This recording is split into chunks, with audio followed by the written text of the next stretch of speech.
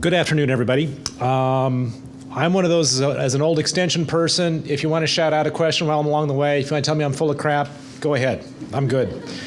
And I also appreciate following Dr. Rosenzweig, giving the global perspective and saying that the issues are here now. So I didn't have to say it, but I'll reiterate it. The issues are here right now. They're not future issues. They're going on at this point. To follow on with the slide that she had, how many of you would agree with me that drought was an issue in Iowa this summer? It's not a joke. We had all. Wet, dry, wet in the same year. So it's not only an overall wetness issue, and we'll talk about that in a second. We've got both issues going on right now.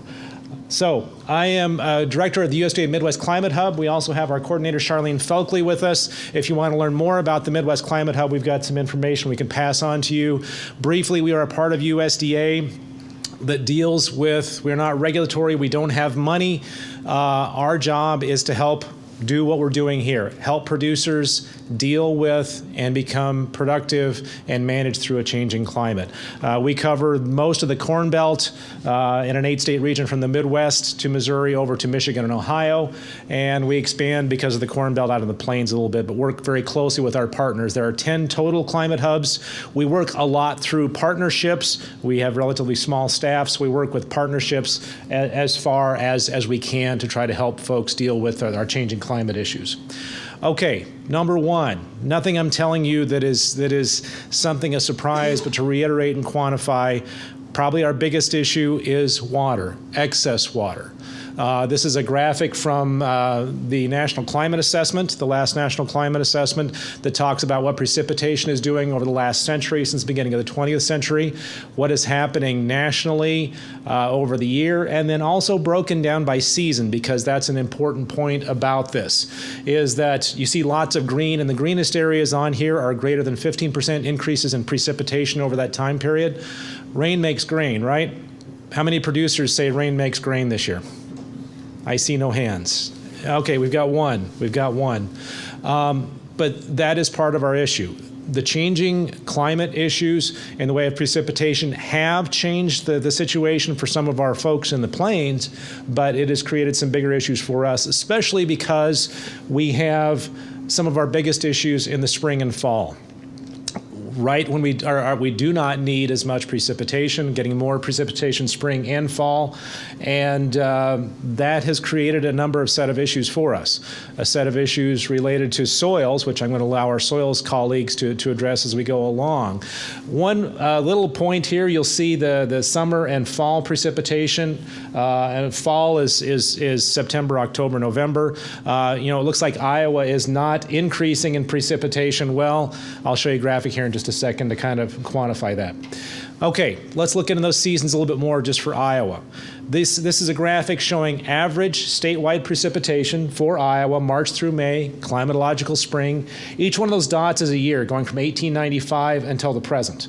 You can see very clearly a lot of variability, but what has happened is more precipitation, more of it coming in larger events, more of it coming during the spring, exactly when we don't want more precipitation. In fact, the number is only 6 times in the last 25 years have we had precipitation below the long-term average in the way of precipitation. So more frequently we're having issues in the spring. Fall, not as much until recently, but is showing up the last few years particularly. Here's the graphic I showed you about the trend in fall was not showing up well, but it's showing recently the last several years particularly followed some dry falls, lots of precipitation, much more precipitation in the fall.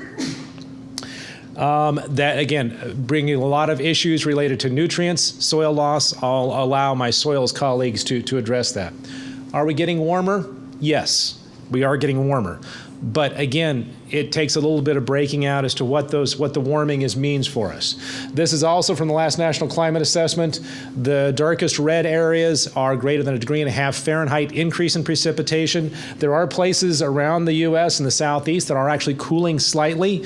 But again, you have to break it down by region to see more of the details about it. Seasonality is another issue we're dealing with here. Much of our warming is occurring during the winter, the lower left-hand side. Much of our warming we're seeing a lot of our warming during the wintertime. Good and bad situations with that. Okay, saves us on some heating costs sometimes, but we start seeing more degradation of soils during the winter. You don't kill off as many insects. There's related to that. And then you see in the summer, well, okay, Todey, what's going on? You've got some cooling going on in the summertime. Well, let's break that down a little bit more. We have to break it down into what's happening with high temperatures and low temperatures. So this is data for Iowa, again, statewide average temperatures. On the upper left-hand side, it's high temperatures. On the lower right-hand side, it's low temperatures. And this is May through August. We expanded our growing season just a little bit there. And to see what's happening. And there's a very clear difference in what's happening in the way of temperatures. We don't get as hot during the daytime as we used to. We don't have as many of those 100-degree days as we used to. Good and bad. We also have very warm nights, a lot more warm nights. So our daytime temperature range is scrunched. We have a lot more nights where we don't get below sometimes 70, 75 degrees. How many of you want 75-degree nights for your livestock, 80-degree nights for your livestock? Okay, that's a problem that we're running into. It's also an issue for our crop production, that we have more of these warm nights and warmer and fewer hot days. So, some other things that are happening because of this, our growing season is increasing in length. It's a bit of a problem on the front end because, you know, if we're past the last freeze, you still might not be able to get into the fields because of wet conditions, and it's highly variable. So for perennials, it is a problem sometimes with that front end of the growing season. And let's slide through these just a little bit. Data from surveys around the region. Lois, yes, I included this just for you, from the useful to usable and corn cap projects. These issues producers are identifying with. And this was several years ago. This wasn't recent. This is about 6 years ago that people are identifying with some of these issues. Also, increasing insect issues because of warmer winters and more life cycles per year, more insect issues. And then also, Dr. Rosenzweig had mentioned the issue with nutrient values. Part of our problems is weeds sometimes like CO2 more than the crops do. So we have more weed issues related to that. Looking ahead briefly, what is likely to happen? We are likely to get, oddly enough, getting wetter to a certain extent, but maybe more flashiness. We're getting wetter in the winter and spring and then drier during the summer. Exactly what we don't want in the way of our typical crop production here. And we are bound to get warmer. Exactly how warm is based on a number of different issues related to policies and some different things related to that. So, what's that impact going to have on corn and soybeans? Our lab director, Dr. Jerry Hatfield, has done modeling related to this. Corn and soybeans are going to be continue to be more difficult to produce in the future. Okay, I will wrap here, and you get to figure out who from the hub is in each of this picture.